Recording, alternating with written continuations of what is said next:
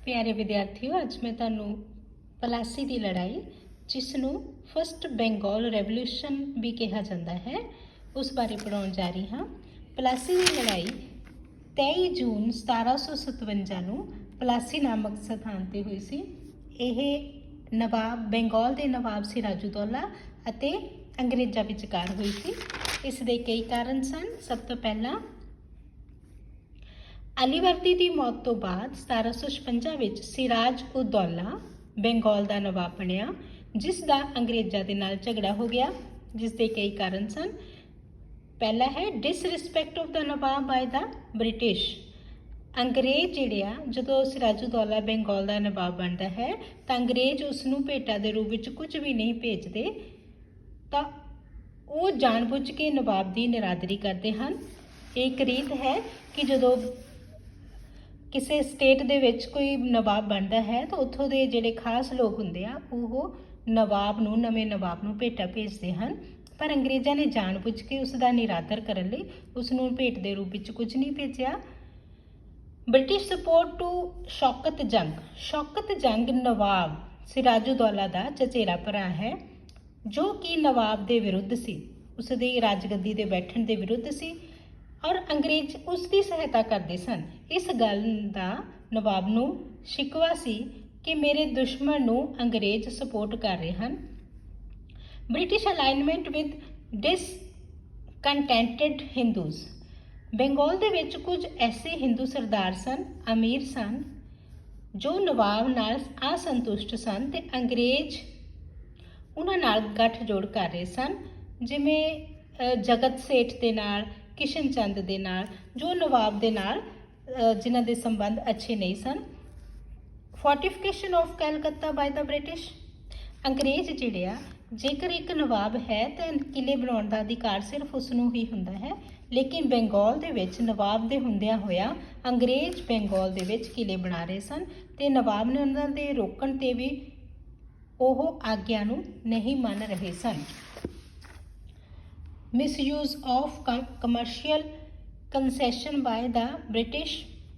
1716 ਵਿੱਚ अंग्रेजी company east India company ने अपने मुलाजमां नूं निजी वपार करन लई कुछ विशेष सहूलतां दित्तियां सन, पर वो अपनियां दस्तक देसी व्यापारियां नूं बेचण लग पे सन, जिस नाल देसी व्यापारी भी बिना चुंगी कर दिते व्यापार करन लग पे सन, जिस नाल सरकार नूं नुकसान हो रहा सी।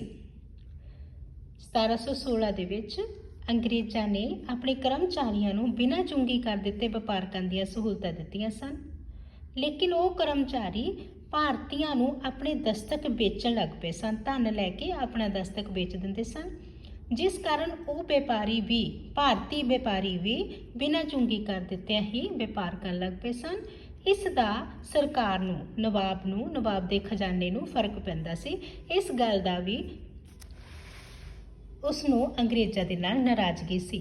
ब्लैक होल ट्रैजडी बहुत इंपॉर्टेंट है। ब्लैक होल ट्रैजडी जिहड़ी आ जून 1756 ਵਿੱਚ बंगाल दे विच नवाब ने कलकत्ता ते अधिकार कर लिया। अंग्रेज अधिकारियों नूं फुलटा नामक स्थान ते आसरा लेना पिया। कहा जाता है कि 146 अंग्रेज कैदियों नूं फोर्ट विलियम के छोटे जे कमरे विच बंद कर दिता गया, 18 फुट लंबा ते 18 फुट चौड़ा, जिस विच उस कमरा जिस विच कि सारी रात रहन तो बाद जदों सवेर नूं उसका दरवाज़ा खुलिया गया तो उस विच सिर्फ 23 व्यक्ति ही जिउंदे बचे। इस नूं ब्लैक होल ट्रैजडी के नाम नाल जानिया जाता है। Reoccupation of Calcutta by the British. Clive जो फोर्ट सेंट डेविड का गवर्नर सी, उसनूं मद्रास तो सैना उसके अधीन मद्रास तो सैना भेजी गई तो कलकत्ता ते मुड़ कब्जा कर लिया गया तो अंग्रेज़ों ने हुगली के स्थान पर भी खूब लुटमार की। Capture of Chandan Nagar. मार्च 1757 ईस्वी विच क्लाइव ने फ्रांसीसियां की बस्ती चंदन नगर उत्ते भी हमला कर दिता, जिस नूं जित के अंग्रेज़ों की बंगाल च स्थिति दृढ़ हो गई। Clive's interviews with Mir Jafar. Clive ने नवाब के सेनापति मीर जाफर नाल गुप्त संधि कर ली, जिस अनुसार अंग्रेज मीर जाफर नूं बंगाल का नवाब बनाउणगे ਮੀਰ ਜਾਫਰ ਨੇ ਅੰਗਰੇਜ਼ਾਂ ਨਾਲ ਹਮਲੇ ਅਤੇ ਰੱਖਿਆ ਸੰਬੰਧੀ ਸੰਧੀ ਕਰ ਲਈ। ਉਸਨੇ ਮੀਰ ਜਾਫਰ ਨੇ ਕਲਕੱਤਾ ਦੀ ਤਬਾਹੀ ਦੇ ਹਰਜਾਨੇ ਦੇ ਰੂਪ ਵਿੱਚ 1 ਕਰੋੜ, ਕਲਕੱਤਾ ਦੇ ਅੰਗਰੇਜ਼ ਨਿਵਾਸੀਆਂ ਨੂੰ 50 ਲੱਖ ਤੇ ਹਿੰਦੂ ਨਿਵਾਸੀਆਂ ਨੂੰ 20 ਲੱਖ ਰੁਪਏ ਦੇਣ ਦਾ ਵਚਨ ਦਿੱਤਾ। ਅੰਗਰੇਜ਼ਾਂ ਨੂੰ ਵਪਾਰ ਸਹੂਲਤਾਂ ਦੇਣ ਤੇ ਹੁਗਲੀ ਦੇ ਨਜ਼ਦੀਕ ਕਿਲੇ ਬਣਾਉਣ ਦਾ ਵੀ ਅਧਿਕਾਰ ਦਿੱਤਾ। ਅੰਗਰੇਜ਼ ਮੀਰ ਜਾਫਰ ਨੂੰ ਉਸ ਦੀ ਸਾਰੇ ਦੁਸ਼ਮਣਾਂ ਵਿਰੁੱਧ ਸਹਾਇਤਾ ਕਰੇਗੀ। ਇਹ ਸੰਧੀ ਕਰ ਲਈ ਗਈ।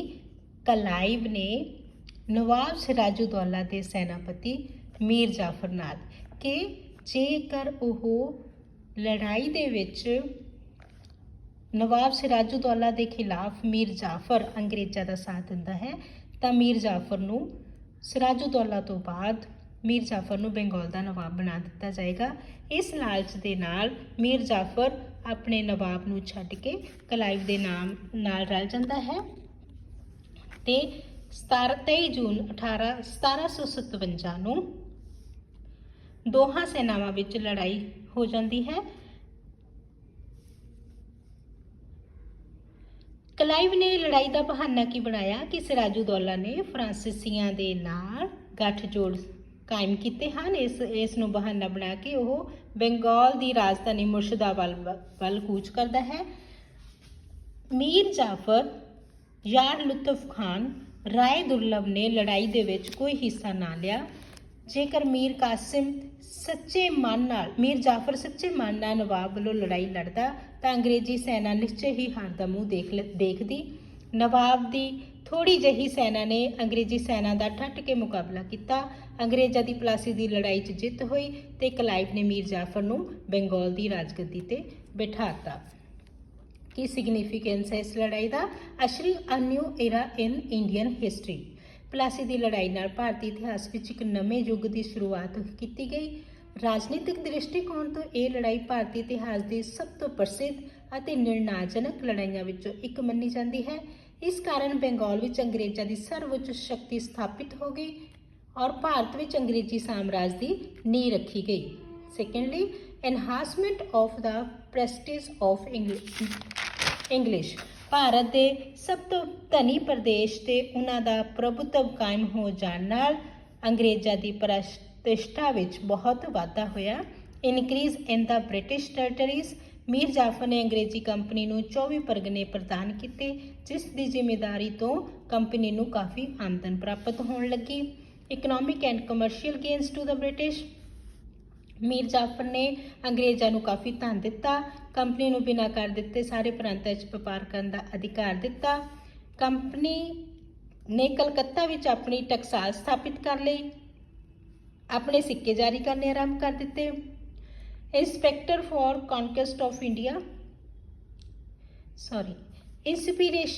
ਕਨਕੁਐਸਟ ਆਫ ਇੰਡੀਆ। ਅੰਗਰੇਜ਼ਾਂ ਨੇ ਸਭ ਤੋਂ ਪਹਿਲਾਂ ਬੰਗਾਲ ਦੇ ਆਪਣਾ ਰਾਜ ਸਥਾਪਿਤ ਕਰਨ ਦਾ ਯਤਨ ਕੀਤਾ। ਹੌਲੀ ਹੌਲੀ ਭਾਰਤ ਦੇ ਦੂਜੇ ਭਾਗਾਂ ਨੂੰ ਜਿੱਤਣ ਦੀਆਂ ਯੋਜਨਾਵਾਂ ਬਣਾਉਣ ਲੱਗੇ, ਜਿਸ ਤੋਂ ਬਾਅਦ ਉਹਨਾਂ ਦਾ ਉਤਸ਼ਾਹ ਬਹੁਤ ਵੱਧ ਗਿਆ ਅਤੇ ਉਹਨਾਂ ਨੂੰ ਯਕੀਨ ਹੋ ਗਿਆ ਕਿ ਉਹ ਭਾਰਤ ਵਿੱਚ ਆਪਣੀ ਸੱਤਾ ਸਥਾਪਿਤ ਕਰ ਸਕਦੇ ਹਨ। Change in the character of English company. ਪਹਿਲਾਂ ਈਸਟ ਇੰਡੀਆ ਕੰਪਨੀ ਇੱਕ ਵਪਾਰੀਆਂ ਦਾ ਸੰਘ ਸੀ, ਪਰ ਹੁਣ ਇਹ ਰਾਜਨੀਤਿਕ ਸ਼ਕਤੀ ਬਣ ਗਈ ਅਤੇ ਹੌਲੀ ਹੌਲੀ ਭਾਰਤ ਦੀ ਸਰਵਉੱਚ ਸ਼ਕਤੀ ਬਣ ਗਈ। Defeat of the French facilitated. ਇਸ ਲੜਾਈ ਦੇ ਨਤੀਜੇ ਵਜੋਂ ਆਰਥਿਕ ਸਾਧਨਾਂ ਦੇ ਵਧਣ ਨਾਲ ਅੰਗਰੇਜ਼ ਕਰਨਾਟਕ ਦੀ ਤੀਜੀ ਲੜਾਈ ਵਿੱਚ ਵੀ ਫਰਾਂਸੀਸੀਆਂ ਨੂੰ ਹਰਾ ਸਕੇ ਤੇ ਪਰਸਨਲ ਟ੍ਰਿੰਫ ਆਫ ਕਲਾਈਵ। ਇਸ ਲੜਾਈ ਦੇ ਨਤੀਜੇ ਵਜੋਂ ਕਲਾਈਵ ਨੂੰ ਬਹੁਤ ਜ਼ਿਆਦਾ ਧਨ ਦੌਲਤ ਪ੍ਰਾਪਤ ਹੋਇਆ। ਉਸ ਨੂੰ ਬੰਗਾਲ ਦਾ ਨਵਾਬ ਨਿਯੁਕਤ ਕਰ ਦਿੱਤਾ ਗਿਆ।